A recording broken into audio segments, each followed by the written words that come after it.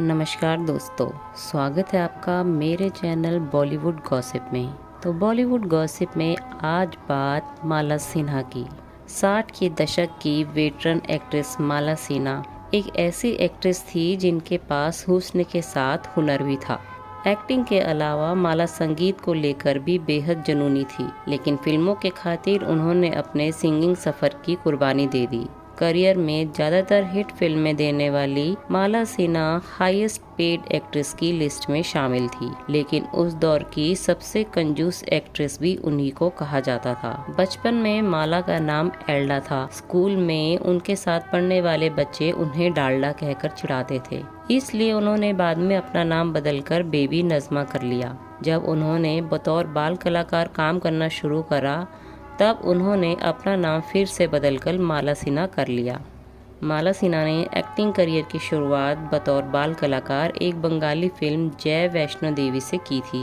1952 में film Roshanara release हुई थी, जिसमें माला सिन्हा ने अपना सिनेमैटिक डेब्यू किया था। इसके बाद वो कई सारी बंगाली फिल्मों में नजर आई। इसी दौरान माला एक फिल्म की शूटिंग के लिए मुंबई आई और यहाँ पर उनकी मुलाकात गीता बाली से हुई। माला की पर्सनैलिटी से गीता बहुत इम्प्रेस हुई और उन्होंने डायरेक्टर केदार शर्मा से गुजारिश की कि वो माला को बॉलीवुड में फिल्मी ब्रेक दे। गीता की गुजारिश के बाद केदार शर्मा ने माला को अपनी फिल्म रंगीन रातें में बतौर हीरोइन कास्ट किया। इसके बाद उन्होंने बहुत सारी फिल्में की, लेकिन उन फिल्मों से उन्हें कोई खास पहचान नहीं मिली। आखिरकार इंतज़ार ख़त्म हुआ 1957 में रिलीज़ हुई फिल्म प्यासा से। ये फिल्म माला सिन्हा के करियर की बड़ी हिट साबित हुई और यहीं से उनका करियर संवरने लगा।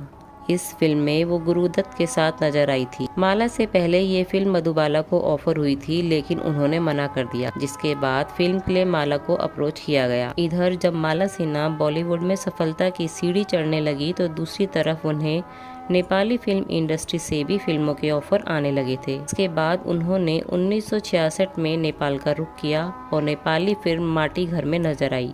ये माला की करियर की एकमात्र नेपाली फिल्म रही। इस फिल्म के हीरो स्टेट कंपनी के मालिक चिदंबर प्रसाद लोहानी थे। फिल्म शूटिंग के दौरान ही माला को अपने को स्टार चिदंबर प्रसाद से प्यार हो गया था, पर परिवार वालों ने शादी के लिए दोनों के सामने 2 शर्तें रखी। पहली शर्त ये थी कि माला शादी के बाद फिल्मों में काम नहीं करेगी और दूसरी ये कि शादी रीति रिवाजों से होगी। माला ने दोनों शर्तें मान भी ली, जिसके बाद परिवार की रजामंदी से शादी हुई। हालांकि इस शादी की एक और ख़ास बात ये थी कि माला को अपने ही पति से 3 बार शादी करनी पड़ी। सबसे पहले दोनों ने ईसाई विधि से शादी की, फिर हिंदू और लास्ट में कोर्ट मैरिज की। शादी के बाद माला का एक्टिंग के लिए जुनून देखकर उनके पति ने उन्हें एक्टिंग करियर को जारी रखने के लिए कहा। बॉलीवुड की टॉप एक्ट्रेसेस की लिस्ट में शामिल माला सिन्हा की ज़िंदगी में एक ऐसा वक्त आया था जिसने उनका सुख चैन सब हिलाकर रख दिया था। ये बात उस दौर की है जब एक तरफ माला सिन्हा कामयाबी के चरम पर थी, तो वहीं फिल्म इंडस्ट्री में ये बातें भी जोरों पर थी कि वो बेहद कंजूस है। यहाँ तक कि उन्होंने अपने घर पर नौकर भी नहीं रखे थे। वो पैसे बचाने के लिए खुद ही सारा काम किया करती थी। इसी दौरान उनके घर पर इनकम टैक्स विभाग का छापा पड़ा, जिसमें उनके घर से 12 लाख नकद रुपए बरामद हुए। ये पैसे उनके बाथरूम की दीवार से मिले थे।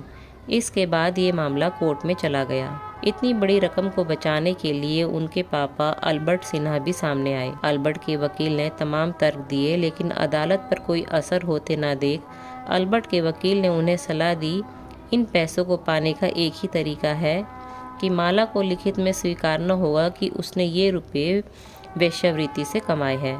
माला के लिए स्वयं को यूँ पेश करना आसान कतई नहीं था। आखिरकार माला ने अदालत में एक चौंका देने वाला बयान दिया, जिसे सुनकर वहां मौजूद सभी लोग हैरान रह गए। माला सिन्हा ने कोर्ट में ये कहा कि उन्होंने ये पैसे वेश्यावृत्ति करके कमाए हैं। अपने दौर की माला सिन्हा बहुत कामयाब एक्ट्रेस थी।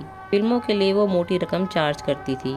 माँ के जैसे ही उनकी बेटी प्रतिभा भी एक्ट्रेस बनना चाहती थी। इसी वजह से उन्होंने बॉलीवुड में एंट्री ली, लेकिन कामयाबी उनके हाथ नहीं लगी। परदेसी परदेसी गाना तो आपको याद ही होगा। आमिर खान और करिश्मा कपूर स्टारर राजा हिंदुस्तानी फिल्म के इस गाने ने 90 के दशक में खूब तहलका मचाया था। इस गाने में नजर आई प्रतिभा सिन्हा के तो हर तरफ चर्चे होने लगे थे।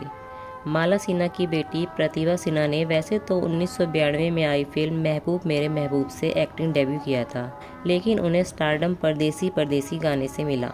लेकिन 2000 में प्रतिभा सिन्हा ने फिल्म इंडस्ट्री हमेशा के लिए छोड़ दी और शोबिज से दूरी बना ली। बहुत से लोगों को लगा कि प्रतिभा सिन्हा फिल्मों में नहीं टिक पाई, इसलिए उन्होंने इंडस्ट्री को अलविदा कह दिया। पर क्या वाकई ऐसा था? बताया जाता है कि प्रतिभा सिन्हा मां माला सिन्हा की वजह से फिल्मी दुनिया से दूर हो गई। रिपोर्ट्स के मुताबिक म्यूजिक डायरेक्टर नदीम सैफी के साथ प्रतिभा सिन्हा का रिश्ता माला सिन्हा को बिल्कुल पसंद नहीं था। उन्होंने दोनों को अलग करने के लिए हर संभव तरीका अपनाया। प्रतिभा सिन्हा और नदीम सैफी के अफेयर की आग बॉलीवुड गलियारों में हर तरफ फैली हुई थी। प्रतिभा के लिए नदीम अपनी पत्नी को भी तलाक देने को तैयार हो गए।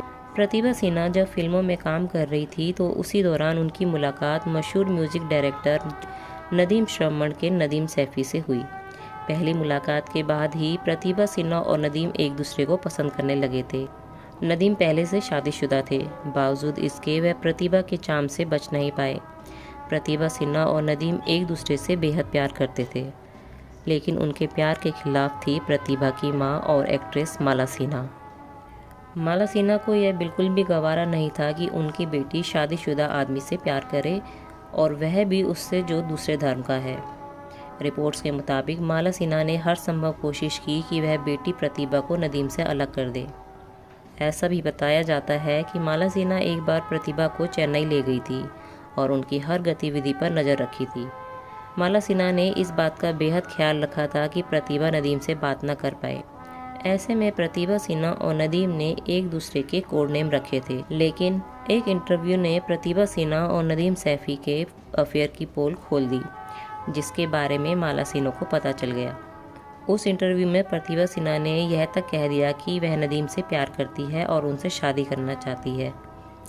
लेकिन फिर न जाने क्या हुआ, जब प्रतिभा चेन्नई से वापस लौटी तो उनके तेवर बदल गए।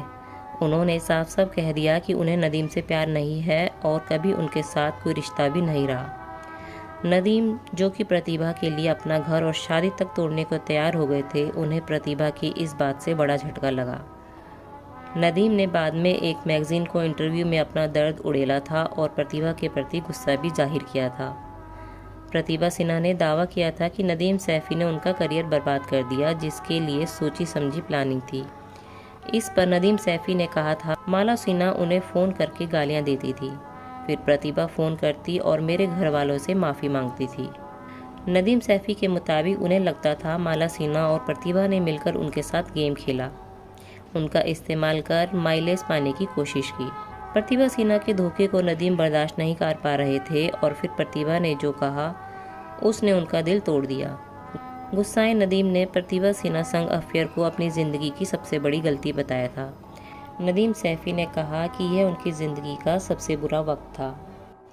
हमारे द्वारा दी जानकारी आपको कैसी लगी कमेंट बॉक्स में ज़रूर बताएं और मेरे चैनल बॉलीवुड गॉसिप को सब्सक्राइब करना ना भूलें।